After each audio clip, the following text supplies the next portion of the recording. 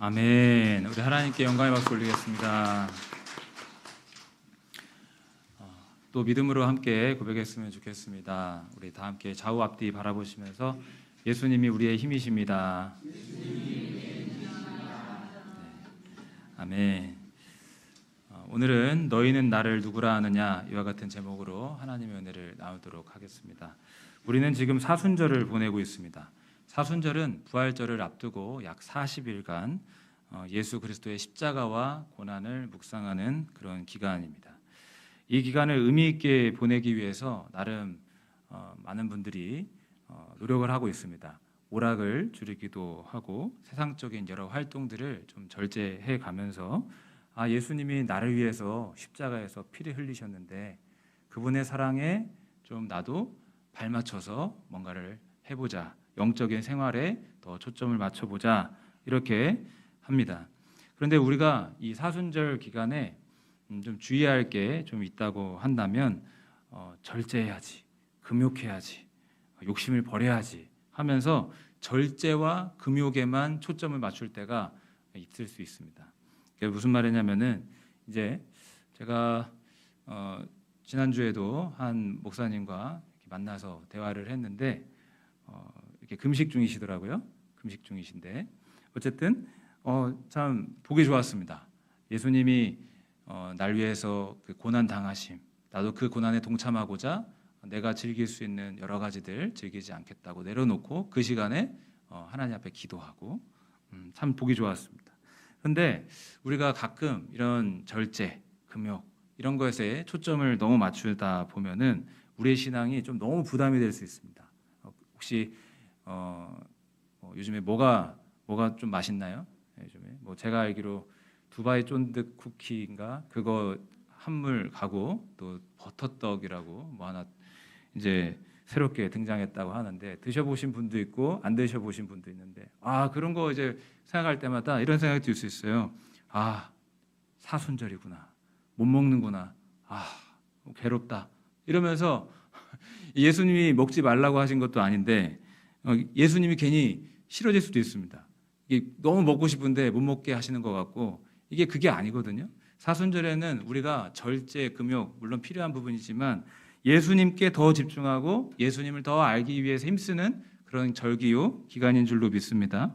그래서 금식하고 오락도 줄이고 이렇게 해야 되는 것이지만 그것이 우리에게 부담이 돼서 예수님은 사라지고 예수님을 바라봐야 되는데 절제하고 금욕하고 이런 나의 어떤 행위 이런 것에만 집중한다면 사순절의 의미가 좀 변질이 되는 게 아닌가 이런 생각이 듭니다.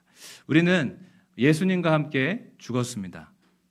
옛사람이 이미 죽었습니다. 죄에 휘둘리던 죄와 허물에 아주 죽었었던 옛사람은 예수님과 함께 십자가에서 이미 죽었습니다. 죽은 자는 말이 없고 반응이 없듯이 우리는 죄에게 이제는 반응하지 않습니다. 죄에게 휘둘리지 않습니다. 죄가 우리를 주장하지 못하는 존재가 된 겁니다. 그러면 이제 누가 우리를 주장하는 겁니까? 내 안에 사시는 예수 그리스도께서 나를 주장하는 인생이 되어야 되는 겁니다. 그래서 우리의 삶의 주권이 예수 그리스도께 있다. 주님이 원하시는 대로 가겠다. 이렇게 고백하게 되는 겁니다. 여러분, 죄가 우리의 삶에 왕노릇하지 아니하며 살아계신 예수님이 우리의 삶에 왕노릇하고 계심을 믿으시고 그분께 우리의 삶을 여쭙고 인도함을 구하고 그분을 의지하시기를 주의 이름으로 축복합니다. 사순절 보내는 이 시간 예수 그리스도께 더 가까이 나아갈 수 있기를 주의 이름으로 축복합니다. 오늘은 너희는 나를 누구라 하느냐 이와 같은 제목으로 하나님의 은혜를 나누는데 세상을 살아가면서 참 많은 위인들을 보게 됩니다. 저도 어렸을 때 이제 많이 보던 책들 중에 하나가 위인전이었습니다. 다른 과학책, 역사책 등등 있지만 제일 재밌게 읽었던 게 한국의 위인들, 세계의 위인들 이렇게 해가지고 한 50권씩 책꽂이에 어머님이 꽂아 놓으신 거죠.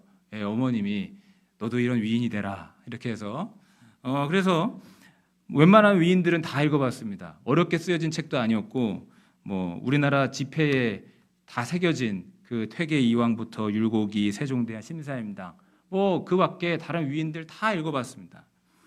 언젠가 저희 5,000원권에 얼굴 새겨진 율곡이 그 관한 기사글을 읽어본 적이 있는데 이런 글입니다. 두웨이밍이라고 하는 하버드 대학의 중국학 교수가 어느 날 율곡이의 율곡전설을 선물로 받아서 읽어보았답니다. 그런데 그 글을 읽다가 깜짝 놀랐다는 거예요. 율곡이는 중국 사람도 아니고 조선 사람인데 어떻게 중국 최고의 지식인 만큼, 그들과 견줄 만큼 이와 대단한 글을 쓸 수 있느냐, 한문으로 이렇게 대단한 문장을 쓸 수 있느냐. 율곡이가 하면 또 대단한 점이 10만 양병설이라고 나라를 짓기 위해서 10만 대군을 미리 준비시켜놔야 된다고 주장을 했었는데, 당시에는 인정받지 못했지만 임진왜란을 겪고 나서 그제야 율곡이의 말이 맞았구나, 뒤늦게 인정하게 됐습니다. 율곡이와 관련된 이야기만 이렇게 잠깐 나눠도 정말 대단한 위인들이 있구나. 율곡이, 세종대왕, 심사임당, 어쩌다 보니 이제 집회에 있는 분들만 거론하게 되는데 위인들이 참 많고 배울 게 참 많죠. 그런데 중요한 게 있습니다. 이 세상에 아무리 위대한 인물이라 할지라도 그들은 어디까지나 사람일 뿐입니다. 탁월한 업적과 뛰어난 능력을 가지고 있어도 그들은 완전하지 않습니다. 영원하지도 않습니다. 그러나 우리가 믿는 살아계신 하나님의 아들 예수 그리스도는 어떤 분입니까? 완전하시며 영원하신 분입니다. 예수님은 자기를 가리켜 인자, 참된 인간으로 왔다라고 하면서 사람의 아들이라고 하면 인자가 왔다라고 분명히 하셨는데, 그러나 그분은 동시에 하나님이십니다. 그는 근본 하나님의 본체시나 이 세상에 있기도 전에 하나님은 살아계셨고 하나님의 아들과 함께 예수 그리스도와 함께 이 모든 것들을 다 만드셨습니다. 이 세상에 그 어떠한 위대한 인물과도 비교할 수 없는 가장 위대하신 분이 우리 주 예수 그리스도시다라는 사실입니다. 예수님은 하나님이십니다. 그리고 우리를 위해서 십자가를 지러 이 땅에 오신 구원자이시기도 합니다. 그리고 다시 사셔서 지금 하나님 보좌 우편에 앉아 계시며 모든 것들을 다스리시는 만왕의 왕이시며 통치자가 되신다는 겁니다. 그분이야말로 우리가 정말 알아야 되는 분이며 영광을 돌려야 될 왕이십니다. 오늘 본문을 보면은 예수님께서 제자들과 함께 빌립보 가이사랴라는 지역을 지나가실 때 이런 일이 있었습니다. 빌립보 가이사랴는 어떤 지역이냐? 지리적으로는 그림을 한번 보여주시면은 이스라엘 북쪽에 있습니다. 지금 저게 무슨 색이지? 갑자기 생각이 안 나는데 끝에 그 보라색이죠? 네, 보라색으로 표시가 되어 있습니다. 갑자기 생각이 색깔이 네, 갈릴리 북쪽에 위치한 이 가이사랴 빌립보라고 조금 끊겼습니다. 저 위쪽에 위치한 지역입니다. 그래서 요단강이 이렇게 흐르고 있는데 그 요단강의 발원지라고도 할 수 있는 그런 지역입니다. 그러면 지리적으로는 저쪽 보라색으로 표기한 그 넓은 곳에 위쪽에 위치한 곳에 있는데 영적으로는 어떤 도시였을까요? 영적으로는 어떤 도시였을까요? 굉장히 어두운 도시였습니다. 왜냐하면 이곳은 이방 종교들 또 우상들이 가득했던 지역이었기 때문입니다. 이곳에는 그리스 신화의 신인 판이라고 하는 신을 섬기던 신전이 있었는데, 판이라고 하는 신의 그 모습을 구글에서 제가 검색을 해보니까 상반신은 사람인데 이 하반신은 염소의 모습을 가지고 있습니다. 반인 반수의 모습을 갖고 있습니다. 이런 우상을 아주 잘 섬기는 그런 우상 숭배지였다는 겁니다. 뿐만 아니라 이 도시의 이름에서도 우리가 어떤 도시였는지를 알 수 있는데, 가이사랴 하잖아요. 가이사랴, 로마 황제를 가이사라고 불렀습니다. 그러니까 이 지역은 로마 황제를 기리기 위하여 부르는 그런 도시였고, 당시에 이 지역들을 네 군데로 나눠서 다스리던 분봉왕들이 있었는데 헤롯 빌립이 자기의 이름을 따서 빌립을 또 붙였습니다. 그래서 가이사랴 빌립보라는 이 지역은 단순히 지방 도시가 아니라 로마 황제의 권세를 상징하는 도시였고, 황제를 신적인 존재로 기르는 그런 문화가 아주 많았던 그런 도시였습니다. 정리하면 빌립보 가이사랴는 하나님이 아니라 우상 숭배지였고, 세상의 권력이 가장 높임받는 그런 로마 황제를 기리고 추앙하는 그런 도시였다라는 겁니다. 하나님이 아니라 우상과 세상 권력이 최고로 높임받는 지역이었습니다. 이 지역을 생각할 때에 제가 이제 떠오르던 장소가 네팔의 카트만두, 제가 1년 정도 네팔 수도 카트만두에 있었을 때가 있었는데 그때 경험이 떠올랐어요. 일상 속에서 우상 숭배의 흔적들을 정말 많이 볼 수 있었습니다.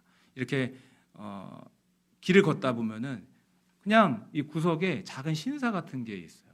이상하게 생긴 흉물스러운 우상들을 새겨놓고 거기에 막 뭐를 바치고 이렇게 하는 거예요.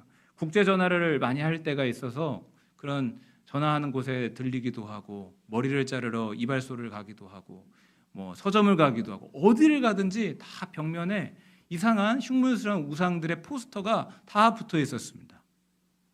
그래서 막 코가 이렇게 나와 있는 우상들, 막 팔이 여러 개 있는 우상들, 힌두교가 3억 3천 정도의 신을 섬긴다라고 하는데 그 수많은 우상들이 거리 곳곳마다 있었습니다. 그 모든 것들을 보면서 정말 어지럽다, 정신없다 이런 생각을 했는데, 마치 이처럼 빌립보 가이사랴 역시 하나님이 아닌 다른 우상들의 모든 신전 또 문화들 이런 게 가득했던 곳입니다. 그리고 로마 황제를 신으로 숭배하는 문화가 가득했던 도시입니다. 바로 그런 도시를 예수님과 제자들이 지나가고 있었다는 겁니다. 바로 그때에 예수님께서 제자들에게 질문을 던지십니다. 사람들이 인자를 누구라 하느냐? 사람들이 나를 누구라 하느냐라고 물어보신 겁니다. 제자들은 주님의 이와 같은 질문에 사람들이 하던 이야기를 그대로 옮겨서 말씀을 드립니다. 세례 요한, 엘리야, 예레미야, 선지자 중에 하나, 13절에서 14절 한번 같이 읽어보겠습니다. 방금 설명드린 그 내용입니다. 예수께서 빌립보 가이사랴 지방에 이르러 제자들에게 물어 이르시되 사람들이 인자를 누구라 하느냐? 이르되 더러는 세례 요한, 더러는 엘리야, 어떤 이는 예레미야나 선지자 중에 하나라 하나이다. 이 구절을 통해서 당시 사람들이 예수님을 어떻게 인식했는지를 우리가 알 수 있습니다. 위대한 사람, 위대한 인물, 위인, 선지자, 예언자, 이와 같은 인물로 이해했습니다. 예수님이 그냥 별것 없는 그런 사람이 아니라 인정받고 존경받으셨다는 것은 분명해 보입니다. 비범해 보였던 건 분명합니다. 그러나 거기까지고 어디까지나 사람 중 하나로만 이해했습니다. 예수님을 정확하게 알지는 못했습니다. 예수님은 그 대답들을 다 들으신 다음에 사람들이 이러쿵저러쿵 하는 이야기를 다 들으신 뒤에 그러면 여기 있는 너희는 나를 누구라고 하느냐라고 물어보시는 거예요. 세상에서 나에 대해서 하는 말 말고 너희들은 나에 대해서 무엇이라 하느냐. 15절입니다. 이르시되 너희는 나를 누구라 하느냐. 여러분 이 질문을 저에게 그리고 여러분 모두 각 사람에게 한번 스스로에게 던져보실 수 있길 바랍니다. 예수님께서 이 시간 여러분들에게 물어보십니다. 너는 나를 누구라 하느냐? 너는 나를 누구라 하느냐?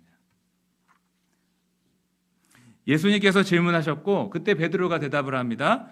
주는 그리스도시요 살아계신 하나님의 아들이십니다. 예수님을 아주 정확하게 알고 고백하는 겁니다. 16절 같이 보겠습니다. 시몬 베드로가 대답하여 이르되 주는 그리스도시요 살아계신 하나님의 아들이시니이다. 예수님을 가리켜서 제일 먼저 주님 이렇게 했습니다. 주는 헬라어로 퀴리오스라고 하는데 주인, 우리가 알고 있는 그 주인, 통치자를 뜻합니다. 근데 정말 위대한 고백이라고 할 수 있는 게 이 고백이 어느 지역에서 나온 겁니까? 가이사랴 빌립보입니다. 황제를 주로 섬기던 도시, 판신을 주로 고백하던 도시에서 예수님, 당신이 나의 주인입니다 라고 고백하는 겁니다. 또 베드로는 그리스도시오라고 했습니다. 예수는 그리스도라고 하는데 그리스도가 조금 낯설게 느껴질 수 있습니다. 그런데 이 말은 히브리어로는 메시아입니다. 메시아는 좀 잘 들어보신 적 있으시죠? 메시아, 그리스도 같은 말입니다. 근데 이 단어를 어떤 누구에게 쓰냐면은 기름 부음 받은 자라는 뜻으로 왕에게 씁니다. 왕에게. 그리스도, 메시아, 기름 부음 받은 자라고 하는데 구약에서는 왕에게 기름을 부었습니다. 그러니까 이 사도 베드로는 그리스도라고 할 때에 예수님을 뭐라고 칭하는 겁니까? 왕이십니다라고 고백하는 겁니다. 로마 황제가 분명히 있습니다. 로마 황제의 권력은 대단합니다. 근데 그 황제보다 더 높이 계신 왕의 왕이시라고 예수님을 고백하는 겁니다. 그리고 살아계신 하나님의 아들이십니다 라고 고백합니다. 여러분, 오늘날에도 동일한 고백이 우리 가운데 있기를 소망합니다. 세상에는 많은 주와 많은 신이 있습니다. 돈이 주가 되기도 하고 명예가 주가 되기도 하고 사람이 주가 되기도 합니다. 우리는 고백해야 됩니다. 예수님은 어떤 분이신가? 예수님이 우리의 주가 되신다. 우리의 왕이 되신다. 우리의 모든 것이 되신다. 이렇게 고백할 수 있는 저와 우리 모든 성도님들 다 되시길 주님의 이름으로 축복합니다. 우리나라에도 이런 사람이 있었습니다. 믿음의 사람 손양원 목사님이신데 사랑의 원자탄이라고 불렸던 목사님이십니다. 대표적인 그분의 정말 존경받을 만한 사건이 무엇입니까? 자기 두 아들을 죽인 공산당원을 자기 양아들로 삼은 사건이에요. 우리나라는 해방 이후 굉장히 혼란스러운 시기를 겪었는데 제주 4.3 사건, 공산계열 남로당이 주도한 무장봉기가 있었고 이것이 확대돼서 48년에 여수 순천 사건이 있었을 때 공산주의자 안재선이 손양원 목사님의 두 아들을 죽였어요. 손동인, 손동신을 죽였어요. 나중에 안재선이 체포되었을 때에 사형이 선고되었고 그것이 이제 그냥 진행이 될 수 있었을 때 손양원 목사님이 원수된 자를 사랑해야 된다고 하면서 그 아들을 나의 양아들로 입양하겠다고 탄원서를 댑니다. 어떤 다큐멘터리를 보니까 손양원 목사님의 두 딸이 있었거든요. 두 오빠가 이제 세상을 잃고 이제 남겨졌던 그 여동생이 있었는데 그 여동생의 인터뷰가 나오는데 당시 아버지 손양원 목사님에게 울면서 이렇게 말했대요. 우리 오빠를 죽인 원수를 내 오빠라고 어떻게 부르겠냐는 거예요. 그러니까 원수를 사랑하라고 하고 그 사람 사형 안 받게 하는 건 괜찮다는 거예요. 그렇지만 어떻게 두 오빠를 죽인 저 원수를 내 오빠라고 부를 수 있겠냐는 겁니다. 그렇죠? 말도 안 된다고. 근데 손양원 목사님은 예수님의 사랑은 그보다 큰 것이라고 내가 품어야 되겠다고. 그리고 장례를 치를 때에도 아들들을 죽인 원수까지도 사랑할 마음 주신 하나님께 감사합니다라고 했습니다. 근데 이 손 목사님이 사랑의 원자탄, 사랑 이렇게 이야기하니까 그분은 사랑만 있는 걸로 생각하는데 순교했던 주기철 목사님만 더 이렇게 하는데 아닙니다. 손양원 목사님도 일제시대 천황을 주로 부르던 그 시대에 예수님만이 우리의 주가 되신다. 예수님만 따른다. 라고 각종 옥고와 고문 속에서도 자신의 신앙을 결코 굽히지 않았습니다. 여러분, 우리는 예수님을 과연 누구라고 고백합니까? 돈이 왕이 된 시대, 성공이 왕이 된 시대, 쾌락이 왕이 된 시대, 수많은 왕과 신과 주가 있는 이 시대 가운데 우리는 과연 누구를 나의 주인으로 고백하느냐? 누구를 나의 왕으로 고백하느냐? 예수님이 정말 왕이십니까? 아니면 예수님은 내 삶의 저 가장자리 변두리에 두고 가끔 필요할 때 꺼내 쓰는 어떤 그런 작은 존재입니까? 아니면 내 삶의 중심에 계셔서 모든 것의 결정과 모든 것의 내 발걸음의 중심이 되시는 분인가? 그러면 이런 선포 앞에 우리가 이런 생각이 들죠. 예수님 높이면 내 삶은 어떡하나? 내가 예수님을 위하면 내 삶은 누가 위해주나? 네. 우리 예수님께서 그분의 백성된, 그분의 자녀된 우리들을 돌봐 주실 것을 믿습니다. 네. 그분이 책임져 주시는 거예요. 예수님은 베드로에게 이렇게 말씀하셨습니다. 나를 아는 너에게 큰 복이 있도다. 17절 같이 읽어보겠습니다. 예수께서 대답하여 이르시되 바요나 시므나 내가 복이 있도다. 이를 내게 알게 하니는 혈육이 아니요 하늘에 계신 내 아버지시니라. 예수님을 아는 베드로에게 복이 있다. 복이 있다. 진정한 복이 무엇입니까? 물질의 복, 가정의 복, 자녀의 복, 명예의 복 다 복입니다. 그런데 예수님을 아는 것보다 귀한 복은 이 세상에 단 하나도 없습니다. 예수님을 아는 것이 가장 귀한 복입니다. 이 세상 그 누구를 아는 것보다 예수님을 아는 게 가장 위대하고 좋은 것입니다. 여러분들도 많은 좋은 분들 또 유력한 분들 다 아시죠? 근데 그 어떤 분들보다 예수님이 가장 위대하고 좋은 분입니다. 혹시 그 드라마 아시나요? 중증 외상센터? 보신 분 끄덕끄덕 하시는 거 보니까 보신 분 계시는데 거기 여자 주인공이 있어요. 간호사로 나오는데 저 그 여자분을 요 앞에서 봤는데 그냥 지나가다 본 게 아니에요. 제가 세례 교육을 했어요. 아니 이제 세례 신청을 하셔가지고 그래서 그 당일날 뵙고 물론 이제 그 전에 전화를 드렸는데 이상하게 전화 연결이 안 되는 겁니다. 다 중간에 누가 있고 왜 그러지? 근데 알고 보니까 연예인이어서 연락이 안 됐던 거예요. 근데 세례 당일날 와서 여기서 앉아서 이제 세례 교육을 열심히 받으셨는데 나중에 알고 보니까 이분이 중증 외상 센터 그 드라마의 여자 주인공이라는 거예요. 와, 내가 세례 교육을 연예인을 시켰구나. 네. 그래가지고 나중에 이제 세례 다 받으시고 또 교회 이제 출석하실 때 성도님들이 이제 그분 사인 좀 받겠다고. 저는 못 받았는데 그때 이렇게 좀 이렇게 잘 꾸미셨다 뭐 이런 생각이 좀 들었는데 진짜 그랬어요. 저만 해도 누구를 알고 저라고 아는 사람 없겠어요? 여러분들 다 있으시죠? 유명한 교수님들, 뭐 병원장들, 장군도 알아요. 대학원 총장님도 알아요. 그게 뭔 소용이 있어요, 근데. 예수님을 아는 것보다 귀한 건 없는 겁니다. 우리가 삶을 살아가면서 서로 알고 도와주고 귀하죠. 그런데 예수님보다 아는 거, 그분보다 더 귀한 분은 없는 겁니다. 세상에 자랑거리 참 많이 있을 수 있습니다. 그러나 주 예수보다 더 귀한 것은 없습니다. 예수님은 어떤 분입니까? 그분은 온 세상의 창조자입니다. 하나님 아버지와 함께 이 세상 모든 것들을 다 만드신 창조의 주인이십니다. 이 세상에 예수님 없이 지어진 것은 단 하나도 없습니다. 우리의 시작이고 우리의 처음이고 우리의 근원이시고. 요한복음 1장 2절 3절 같이 한번 읽어보겠습니다. 그가 태초에 하나님과 함께 계셨고 만물이 그로 말미암아 지은 바 되었으니 지은 것이 하나도 그가 없이는 된 것이 없느니라. 그가 태초에 하나님과 함께 계셨고 하나님 아버지와 함께 이 모든 것들을 다 지으셔서 이 세상에 지어진 것 중에 예수님 없이 지어진 것은 단 하나도 없다. 그분이 우리의 시작이고 그분이 우리의 근원이고 우리의 처음이 되십니다. 그분을 우리가 알아야 되는 겁니다. 근데 그분이 이 땅에 우리를 구원하시기 위해 오셨습니다. 우리의 모든 죄값을 다 대신 갚기 위하여 십자가에서 우리의 죄사함을 마련하시기 위하여 이 땅에 구원자로 오셨습니다. 그가 찔림은 우리의 허물 때문이요 그가 상함은 우리의 죄악 때문이라.